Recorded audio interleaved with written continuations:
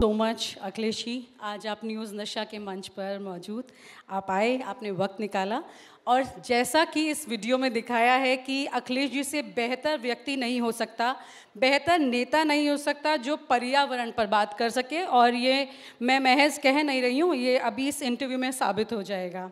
पर्यावरण पर इन्होंने बीटेक किया है इन्वायरमेंट में, पर्यावरण इंजीनियरिंग में मास्टर डिग्री कोर्स किया है। और मैंने सुना है कि अक्सर जब कोई आपसे पौधे के बारे में बात कर ले तो उस पौधे की पूरी डिटेलिंग आप काफ़ी देर तक बता सकते हैं।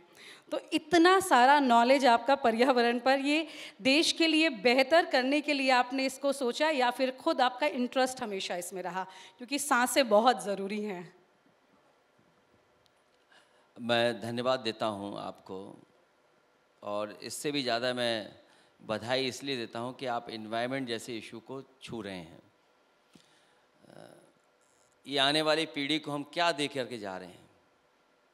एक पॉलिटिकल पार्टी की भी जिम्मेदारी है और जो सरकार है उसकी भी जिम्मेदारी है कि आने वाली पीढ़ी के लिए हम कैसी हवा दे के जा रहे हैं, कैसी उसको ज़मीन दे करके जा रहे हैं, कैसी हमारी नदियाँ होंगी या हमारे शहर या गांव कितने साफ़ सुथरे होंगे, ये जिम्मेदारी हमारी बनती है।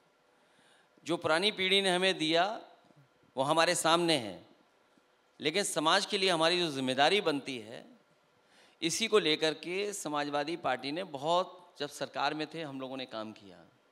लेकिन ये जितने भी प्रोजेक्ट दिखाए जा रहे हैं ये सब पुराने हो गए हैं। अब रास्ता ये खोजना है कि वापस सरकार में कैसे आएँ और एक बार पुनः उन कामों को कैसे किया जाए, क्योंकि जो सरकार आज है उसे पर्यावरण की चिंता नहीं है। और पर्यावरण की चिंता होती तो जो सबसे पहले कहा गया था वाराणसी में कि माँ गंगा ने बुलाया है और हम नदियों को साफ कर देंगे और सबसे प्राथमिकता होगी माँ गंगा की। आज हमें 10 साल दिल्ली की सरकार के और उत्तर प्रदेश की सरकार का अगर हम पीछे मुड़ कर के देखें तो हमारी नदियाँ वैसी की वैसी हैं। और दिल्ली वाले अगर अपनी नदी को देखना चाहेंगे, यमुना के पास अगर चले जाएं, कभी कभी लगता है कि दिल्ली वालों ने कुछ नई चीज़ बनाई है। और वो जो तस्वीरें आती हैं वो लगता है कि किसी बाथ टब में जो कभी कभी हम लोग नहाने के लिए वो साबुन डालते हैं, वो टब भर जाता है, वैसे कभी कभी यमुना दिखाई देती है, पूरी यमुना में झाग भरा पड़ता है। तो एनवायरनमेंट इश्यूज़ तो है, समाजवादियों ने काम भी किया, लेकिन उसको काम करने के लिए हम लोगों को सत्ता में पहुंचना ज़रूरी है। हमें उम्मीद है कि 24 में जनता परिवर्तन करेगी और परिवर्तन ऐसा होगा कि वो दोबारा जो छूटे हुए काम हैं उनको पूरा किया जाए। तो आप पर्यावरण मंत्री को कुछ सुझाव दे सकते हैं कि बेहतर पर्यावरण, बेहतर सांसें कैसे मिलें? अब जो सरकार जा रही हो और जो मंत्री जा रहे हैं उन्हें क्या सुझाव दूंगा मैं? जो लोग जा रहे हैं उन्हें क्या सुझाव है? क्या वो नदी साफ कर देंगे? अब ये बात तो तब होनी थी जब सरकार का पहला साल हो। ये तो कुछ महीनों की सरकार है, इससे तो अब सुझाव देना ही नहीं है। अब बस ये सुझाव देना है जनता को कि कैसे इन्हें बाहर करें जल्दी से जल्दी। सुझाव मांगते भी नहीं हैं, क्योंकि कई बार ऐसा होता है ना, विपक्ष के नेताओं को बुला करके भी चर्चा की जाती है, एक आपस सौहार्द बना रहता है। अब क्योंकि देश के प्रधानमंत्री जी ने झाड़ू उठाई थी, देश के जितने भी प्रतिष्ठित लोग हैं, सम्मानित लोग हैं, उन्हें जोड़ा गया था सफाई से को लेकर के, लेकिन क्या हम लोग उस पर कदम उठा पाए हैं? वही सॉलिड वेस्ट मैनेजमेंट, वैसी हमारी नदियाँ, वैसी हमारे नाले, कुछ परिवर्तन तो नहीं दिखाई दे रहा है। तो ये सबसे बड़ी जिम्मेदारी जनता की है कि जो भारतीय जनता पार्टी ने पॉल्यूशन फैलाया, उस पॉल्यूशन को हटाएं, वो अपना वोट एक एक दें और बीजेपी को हटाएं देश से, तभी पॉल्यूशन हटेगा। आपको कैसा लगता है जब आप देखते हैं कि आपका कोई सौर ऊर्जा प्रोजेक्ट या पर्यावरण को सुधारने के लिए जो आपने कदम उठाए थे अपनी सरकार के दौरान, वो इस सरकार में लापरवाही होती है या कोई मंशा होती है राजनीति की, उसकी वजह से बंद हो जाता है, तो आप उस वक्त क्या सोचते हैं कि मैंने किस वजह से शुरू किया था, क्या हो रहा है? दुख होता है इस बात को लेकर के कि जो प्रोजेक्ट बहुत ईमानदारी से शुरू किए गए हों। और मुझे याद है कि देश के राष्ट्रपति रहे कलाम साहब उन्होंने मुझे सुझाव दिया था और उन्होंने उत्तर प्रदेश के विकास को लेकर के 9 पॉइंट प्रोग्राम पे प्रेजेंटेशन की थी। और जब प्रेजेंटेशन हुई थी उस समय के जितने भी अधिकारी थे, चीफ सेक्रेटरी से लेकर के प्रमुख सचिव या विभाग के जो मुख्य अधिकारी होते हैं सभी मौजूद थे। तो जो 9 पॉइंट पर उन्होंने प्रोग्राम बताए थे उसमें एक मिनी ग्रिड से भी था कि गाँव को कैसे सौर ऊर्जा से जोड़ा जाए और उस गांव के लिए कैसे सोलर एनर्जी से हम पूरा का पूरा गांव की चीज़ों को और सुविधाओं को दे दें। तो मुझे याद है मैंने उस समय के राष्ट्रपति जी से कहा कि अगर आप उद्घाटन करेंगे तो मैं इसको बहुत जल्दी बनवा दूंगा। मुझे याद है 3 महीने के अंदर वो हम लोगों ने तैयार कर दिया।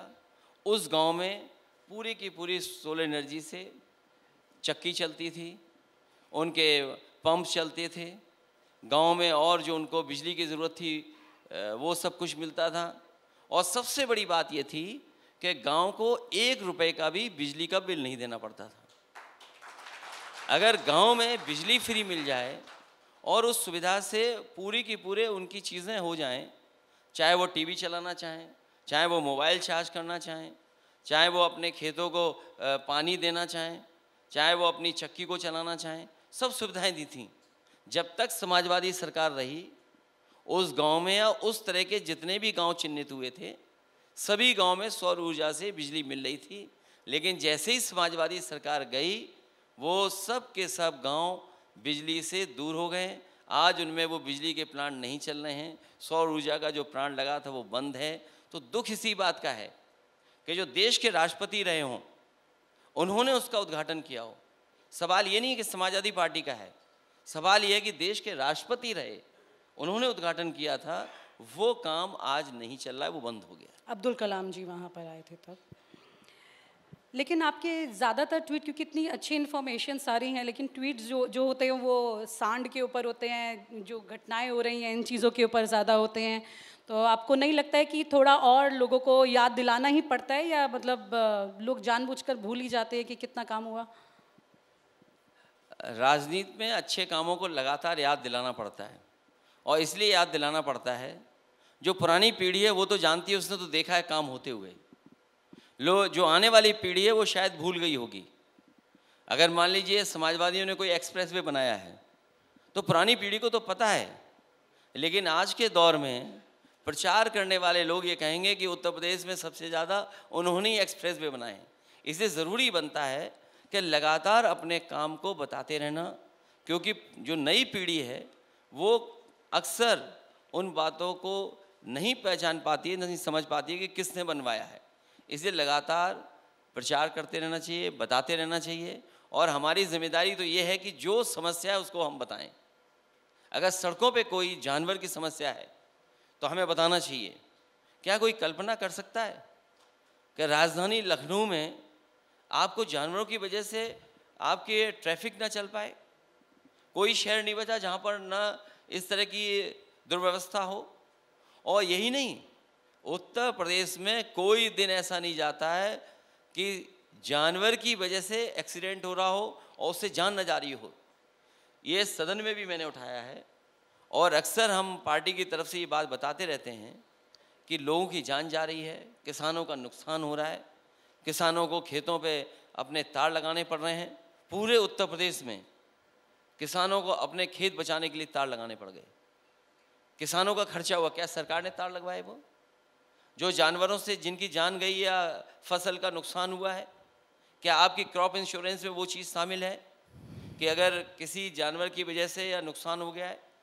तो ये तमाम सवाल हैं जो हम लोग इसलिए उठाते हैं क्योंकि ये जनता के सवाल हैं और हमारी जिम्मेदारी बनती है कि जनता के सवाल हम लोग उठाते रहें। आपको दिल्ली का मौसम ज़्यादा अच्छा लगता है, लखनऊ का या सैफई का? वोट से जहाँ पहुँच जाएं वही मौसम अच्छा है। अब तो दिल्ली वाला चुनाव है, वोट अगर यहाँ पा कर के हम लोग ज़्यादा जीत जाएं तो यहाँ का मौसम अच्छा होगा। पोल्यूशन बहुत ज़्यादा है, जैसे अब राजनीति में भी पोल्यूशन काफ़ी ज़्यादा है, जिसमें आजकल आए दिन आप ईडी, सीबीआई और इनकम टैक्स को ब्लेम करते हैं। तो ये पोल्यूशन बढ़ रहा है, कम हो जाएगा, या आपको लगता है इसमें कुछ सुधार की उम्मीद अभी आप कर सकते हैं? रास्ता इसी से निकलेगा। और ये जो एजेंसीज हैं कोई पहली बार किसी को परेशान नहीं कर रही हैं। अगर हम पुराना रिकॉर्ड उठा करके देखें तो पहले इस तरह का काम कांग्रेस पार्टी किया करती थी। कांग्रेस पार्टी ने तमाम नेताओं के खिलाफ ईडी, सीबीआई और न जाने क्या क्या किया है। उसी रास्ते पर बीजेपी चल रही है। अगर कांग्रेस ख़त्म हुई है तो बीजेपी भी ख़त्म हो जाएगी। जो कोई भी एक एजेंसी का गलत इस्तेमाल करेगा उसको जनता देख रही है। कांग्रेस भी बाहर हो गई, उसी रास्ते पे बीजेपी चल रही है। बीजेपी को भी जनता सजा देगी। बीजेपी की सज़ा की आप बात करते हैं, साथ साथ कांग्रेस की भी। तो कांग्रेस मध्य प्रदेश में जब आप गए थे चुनाव प्रचार करने तो ये चर्चाएं सामने आई और ये बातें सामने आई कि अखिलेश जी ने कांग्रेस को ज़्यादा निशाना साधा कांग्रेस पर, और उसकी वजह से कांग्रेस को नुकसान भी हुआ। कई सीटों पर, लगभग 5 ऐसी सीटें हैं जो उनके खाते से तो निकल गई, लेकिन हाँ बीजेपी के पास आ गई।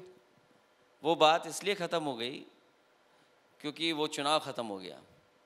अब अगला चुनाव होने जा रहा है, उसकी रणनीति बनाने के लिए समाजवादी लोग साथ देंगे और समाजवादियों की कोशिश होगी कि गठबंधन कैसे बने, इंडिया गठबंधन कैसे मजबूत हो। और समाजवादियों ने ये तय किया है कि इंडिया गठबंधन तभी मजबूत होगा जब पीडीए के रास्ते पर हम लोग चढ़ेंगे, जो हमारी रणनीति है उस पर चलेंगे तो मुकाबला किया जा सकेगा। वो बात ख़त्म हो गई, इसका मतलब बहुत कुछ ऐसा है जो उस वक्त का ख़त्म हो गया, अब नई बात शुरू है। क्योंकि जिस तरह से कमलनाथ ने जिस तरह से बोला था, उसके बाद वो चुनाव भी हार गए। मध्य प्रदेश तो वो लेने का सपना चला गया उनका, दूसरा फिर उनका पद भी चला गया है, कांग्रेस की जिम्मेदारी चली गई। लेकिन आपने उनके बारे में कुछ भी नहीं कहा, हालांकि आपने अजय राय को अच्छा खासा आईना दिखाया था। मैंने पहले भी कहा कि वो बात ख़त्म हो गई है। चुनाव के परिणाम आपने देख लिए हैं और अब आगे की रणनीति क्या बन रही है उस पर हम लोग काम कर रहे हैं। हमें उम्मीद है कि इंडिया गठबंधन अब बनेगा और उसकी रणनीति पीडीए ही बनेगी। ओके। और आप हमसे जुड़े रहने के लिए सब्सक्राइब करें YouTube पर, फॉलो करें Twitter पर और लाइक करें Facebook पर। और ज्यादा जानकारी के लिए आपको टाइप करना होगा सिर्फ न्यूज़ नशा।